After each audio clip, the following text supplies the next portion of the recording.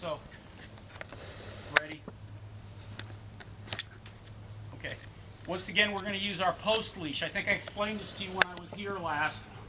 A post leash is where we use our hand. It's like a post. That's where you get the term post leash. But the reason for this leash is if you fall or you trip, that the dog doesn't get loose from you.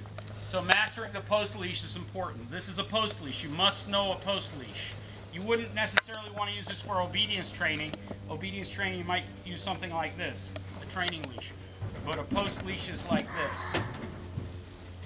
So if you trip, the dog's not necessarily going to run up to the next county or bite the wrong person. But anyway, you put your weight on your back leg like this, and you follow the decoy with your front foot.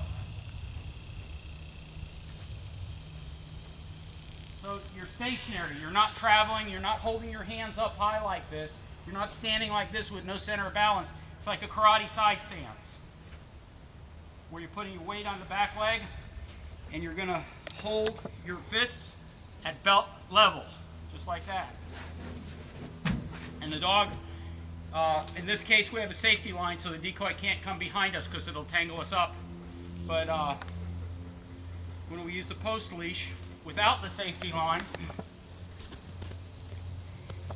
and the decoy's circling us, and we want to say, "Watch him, boy, watch him," like that, and then we follow the decoy around with the dog like this. And we can let the dog bite the decoy if that's supposed to be, or we can control the dog and use the leash to frustrate the dog and hold him back from the bite. But you're stationary with the post leash. You got this wrapped around your wrist. You're staying in one spot. You got a good center of balance. You don't have to let all the leash out. You can do what's comfortable for you. You can hold it like this. You can hold it like this, or you can even go like this. All these are okay. But like I say, don't deviate where you give him a lot of line one time and a little line the next time. The decoy has to know how far he can come in and work with you without getting bit.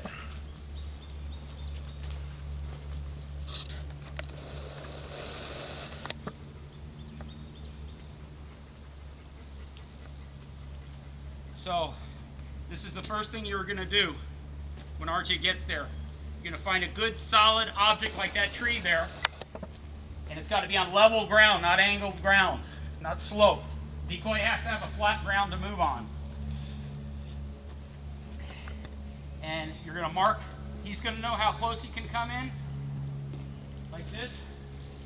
And I know you're in the habit of demanding perfect obedience from your dog right now, but right now, this is different than obedience training. This is fun. This is like we're going to soccer or we're doing some karate sparring or whatever. This is a fun thing for a dog. So this is very positive. When we do obedience training, the praise is the reward, the ball is the reward, the food, whatever you want to use. But in the bite work, a dog that likes to do bite work, has the drive to do bite work, it's pleasurable for him to bite on the sleeve. We're working primarily in prey drive. Now, in prey drive, you have the book from Helmut Reiser that I had mentioned, that I recommended to you. But you see he starts puppies with a sack, burlap or a jute sack. This is called a bite wedge, and this is a step up from that. So you can go from the burlap to this to a sleeve to a bite suit, the bite suit being the end product.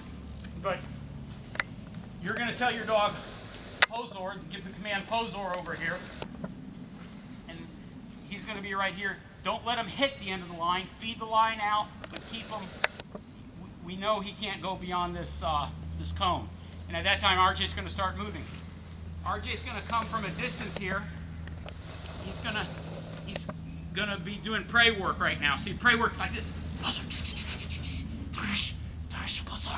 that's how you talk to him right there.